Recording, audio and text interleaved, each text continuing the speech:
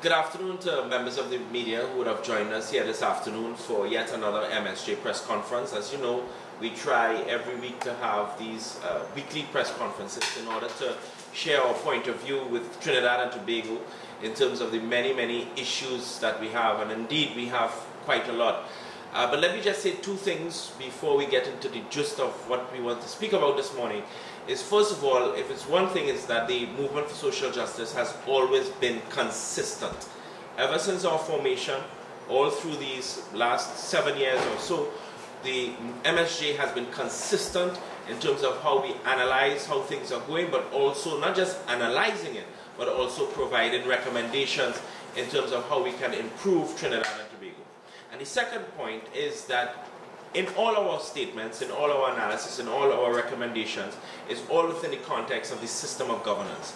The MSJ has always been of the view, the very firm view, that our system of governance need a lot of changes, and we have oftentimes, as we look at the various issues being symptomatic of that more fundamental issue of the poor system of governance, we have also tried to provide to Trinidad and Tobago a different construct as to how our system of governance can be improved. We also try to provide a different idea of leadership in terms of how we function within Trinidad and Tobago, try to build a better society. Our political leader, David Abdullah, has always maintained and has always been posing the question, what kind of Trinidad and Tobago, what kind of society do we want? And so every time we hold these press conferences, I think it's important that people understand the context in which we are having these press conferences.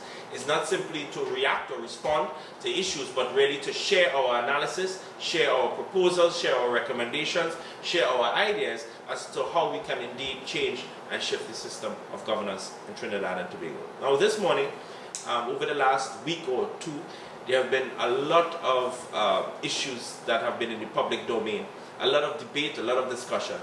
Well, this morning our political leader, David Abdullah, will share his, the party's views, the party's analysis as to what has been happening over the last week or two, as well as how we as MSJ see us moving forward. So I now hand you over to our political leader, Comrade David Abdullah. Our General Secretary, and welcome to members of the media. Thanks for coming out on this Sunday afternoon to our media conference today.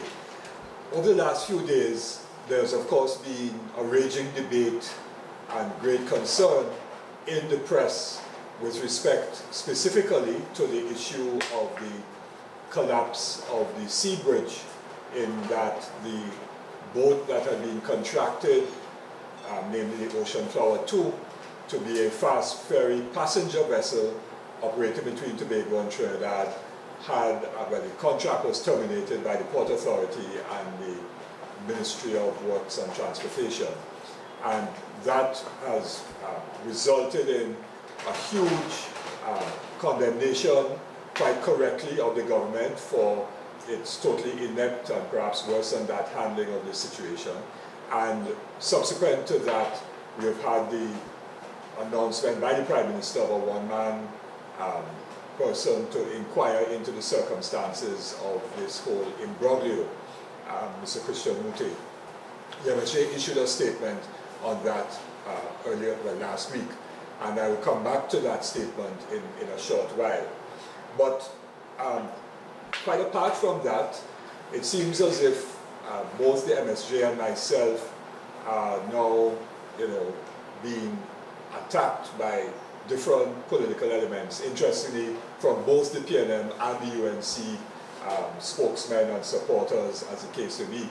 On my radio program on Thursday last on 995, a number of persons called in and so on and tried to attack the position that we had articulated for a special prosecutor to be appointed. And one person, for example, said that not successful as a politician, and I understand that a similar statement was made by a UNC member of parliament a short while ago on radio, saying that we may have good ideas but we're not a successful political party or successful politician. But let me just make the point very, very clearly. It's interesting that these statements were coming from both the PNM and the UNC, which means that we are doing exactly the right thing because our ideas challenge the status quo, which status quo of an unequal, unfair, discriminatory economic, social and political system. That status quo is propped up and maintained and nourished by both the PNM and the UNC when they are in government. So we are doing exactly the right thing to put forward ideas that challenge that status quo. Let me also say that some people believe that successful politicians are those who win elections by any means, including the exploitation of things like race and religion to win votes and to give out money to people to try to get people to vote for them on the basis that you're running something to people. That kind of politics, of course, has resulted in the system remaining exactly the same from independence to now, and certainly since our Republican status in 1976 to now. And because that system has remained the same, our society has become more unequal in terms of wealth and income than at any other point since slavery and indenture. And so, both the PNM and the UNC, by maintaining the system, have maintained an unequal society, and the lives of people, the lives of ordinary people. And if we are honest, and even the supporters of the various parties, if they're honest, will say that regardless of which party has been in power, when they go to the hospital, they haven't been able to get a bed, or there are no medicines, or the doctors don't attend to them, or the doctors tell them, I can't do the surgery now, but if you come to my private hospital, we could do the surgery and we'll charge you $70,000 or $100,000 or $200,000 as the case may be. And if we are honest with ourselves, regardless of which party you support, the problems of the primary schools, the poor pass rates for SEA, for CSEC, and all of these things have been continuing. School violence, all of these have been issues for people. The problems of housing and of land and so on, of roads, of water, all of those things, high and rising food prices, these issues that affect our citizens, particularly the working people and those who don't earn that much income, and our retirees, pensioners and so on, as well as the unemployed. These issues have affected the majority of our citizens, regardless of which political party is in government. And so if success is defined as maintaining a system which makes the lives of people hard and difficult and tough and so on, we want no part of that kind of success. Success is measured by us in terms of new ideas that bring about real change, and we will succeed in bringing about real change in this country, and therefore making the lives of everyone better. Not only the lives of those at the top, the so-called 1% better, but the lives of every single citizen of this country, make their lives better. And that is what the MSJ is about. That's what social justice means. Now, having said that, the issue of corruption is an issue that has been there regardless of which party has been in power. PNM, UNC, and so on, there's been corruption. And therefore, success for those parties has meant success for themselves, their friends, their family, their political financiers, who have gotten fat through corruption off of taxpayers' money. And why is corruption important? It's important because when money is stolen, when there are kickbacks and bribes and contracts are inflated in order to benefit party financiers and others and so on, it means that taxpayers in effect get robbed of dollars, which dollars could be used to improve the hospitals, to improve schools, to build more homes for people, and to deal with the other problems like water and roads and so on, and basic infrastructure that every citizen deserves and which every community ought to have. That's why corruption is important. And what we have seen with this fast ferry issue, and before that, is a spectacular failure on the part of the political leadership to deal with the problem. And so all kinds of merry-go-rounds and smoke and mirrors are being created by setting up Mr. Mute as a so-called investigator when he has absolutely no power to investigate anything. He has no legal authority to summon anybody as a witness, to get any document, to go into any office and take away a computer, to access email information, and so on and so forth, to get at the root of the problem with respect to this ferry fiasco. The position of the MSJ is very, very simple. The traditional avenues that the system, this failed system of government has put forward as the way to deal with corruption, all of those avenues have failed. So when there have been allegations of corruption, remember the off inquiry into Udicot and other matters and so on, remember Las Alturas Commission of Inquiry, there was the CLICO HCL Commission of Inquiry, and so many other commissions of inquiry. Commissions of inquiry have failed spectacularly to result in anybody paying for the crimes that they may have committed, so that nobody does the time in Trinidad and Tobago. Nobody does the time. So you have a commission of inquiry, and they take weeks and months and sometimes years to be completed. Taxpayers pay for that, and the only people who benefit are the lawyers who have briefs to represent either the companies that have been inquired into, or individuals that have been inquired into, or the state and the Attorney General, as the case may be. And so the lawyers make money, and the country gets back not a cent from possible acts of corruption. So commissions of inquiry don't work, and we know that. Secondly, the people say this matter should be reported to the police. Well, unfortunately, the police have a track record of 0% of success with respect to investigating white-collar crime. In one of today's newspapers, we see a report that the police are looking for former Attorney General Anand Ramlogan to question him about witness tampering issues. Now, that issue arose in 2015, early 2015. Mr. Ramlogan was removed from the cabinet by then Prime Minister Kamla Prasad Visesa in 2015 over this so-called or alleged witness tampering thing, which involved Mr. David West and so on, who is now head of the Police Complaints Authority. So from 2015, January or February, to August of 2017, 2.5 years, the police are now looking to try to question Mr. Ramlogan. Police are not able to deal and have not been able to deal with plant-like substance, with prison gate, email gate, and the whole range of issues that have been in the public domain over the years and so on. So that avenue does not work when it comes to white-collar crime. If you look, for example, at the Financial Intelligence Unit, which makes reports of suspicious transactions, and over the years, thousands of suspicious transactions have been identified, totaling billions, not hundreds of dollars, billions of dollars of suspicious transactions, which means not only corruption, but also money laundering perhaps, and so on.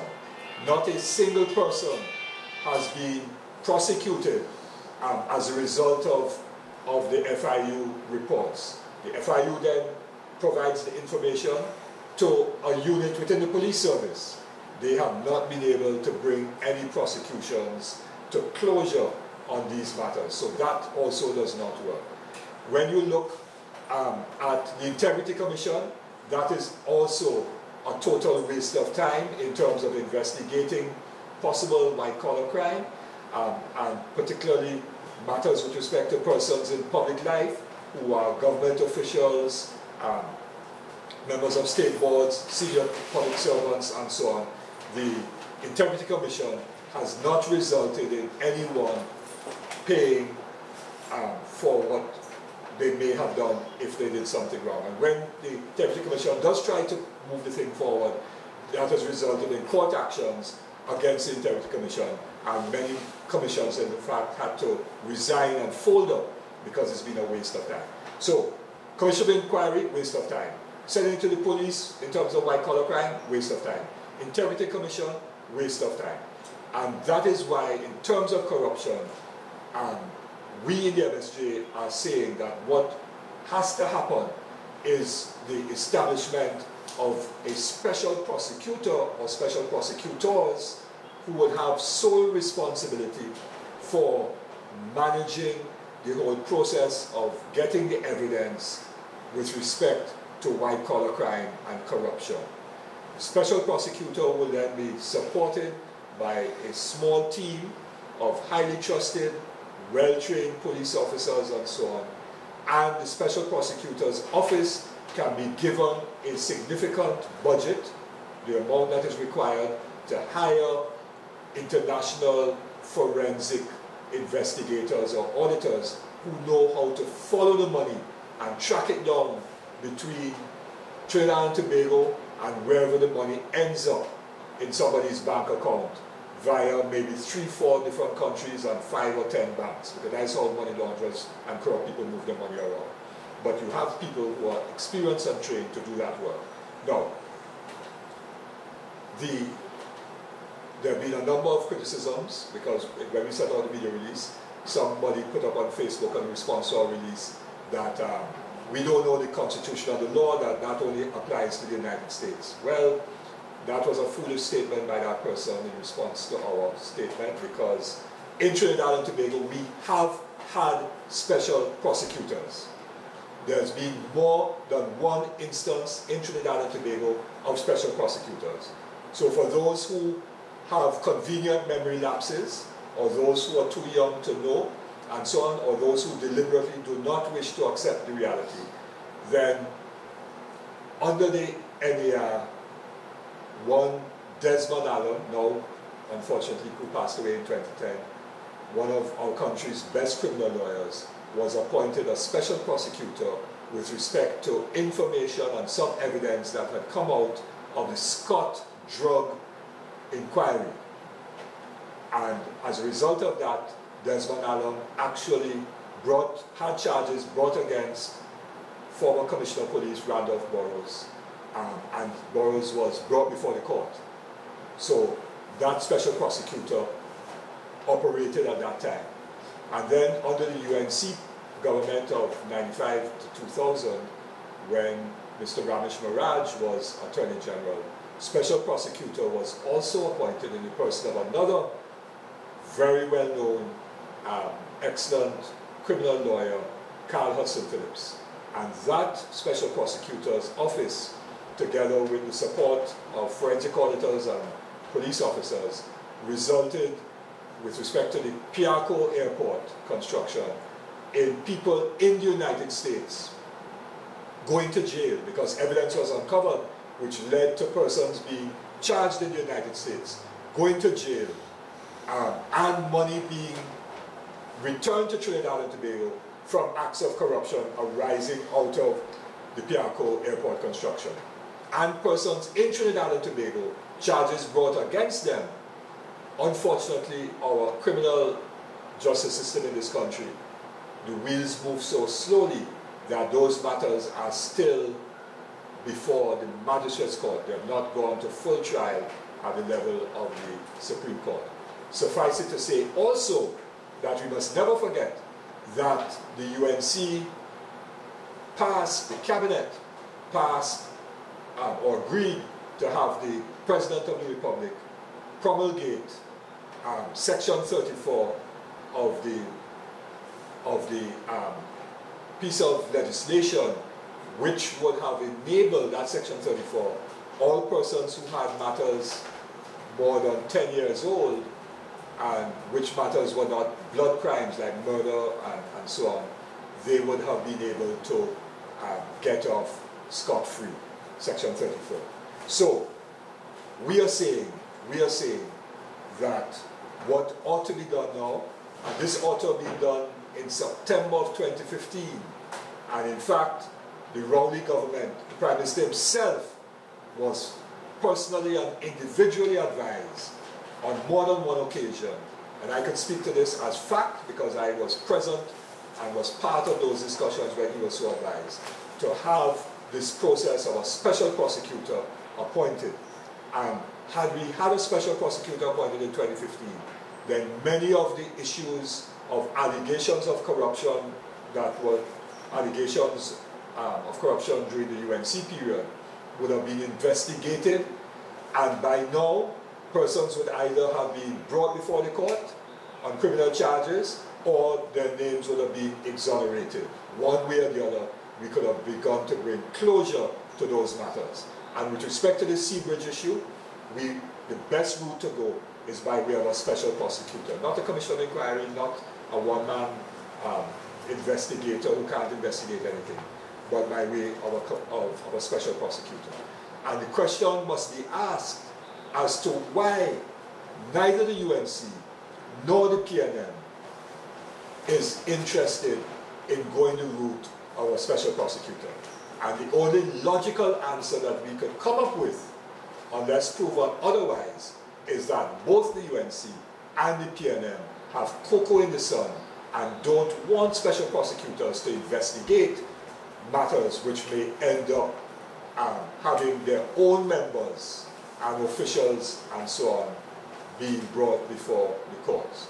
And so we are arguing that this is something that must be done, and it is something that we will continue to take to the public and put pressure on the government until special prosecutors are appointed to investigate all acts of corruption, whether it be with respect to the procurement of the Seabridge or otherwise. And lastly,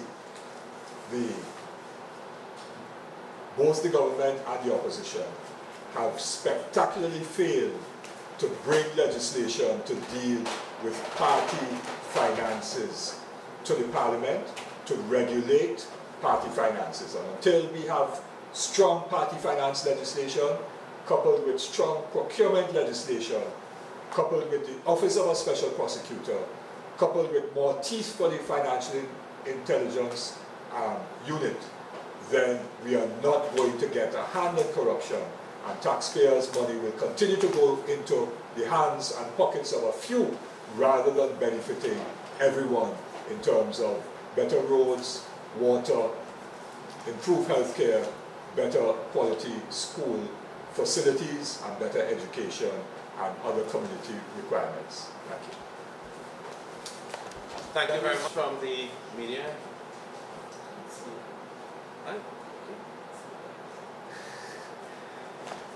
All right, I think it was clear. So that.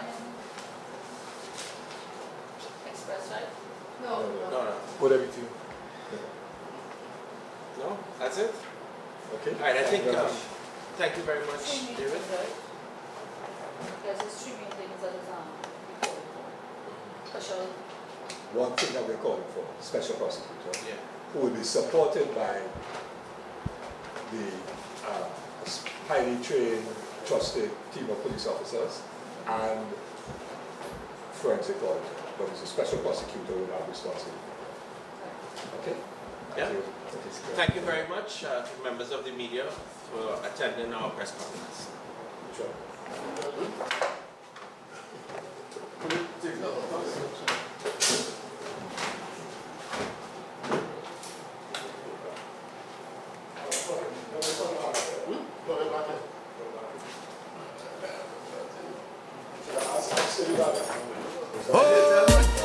Yo, try time. Yo, Marshall, the party at party nice, yeah. It's Charlie. And double M say, the party nice, nice, make people say, look on the girl there, her bumper up, she a back it up, like a dumper choke up, the third leg up. If I'm not ready, then I Johnny Walker. Me feel nice, but me warm rata. Marshall wine Palmas road data. Sexy lady, your waistline amaze me. Come here, girl, me turning up the VIP. Bend your back, girl, sing it on the dance. Hey, sexy lady, your waistline amaze me. Come here, girl, me turning up the VIP. Bend your back, girl, sing it on the dance. come in love how she is.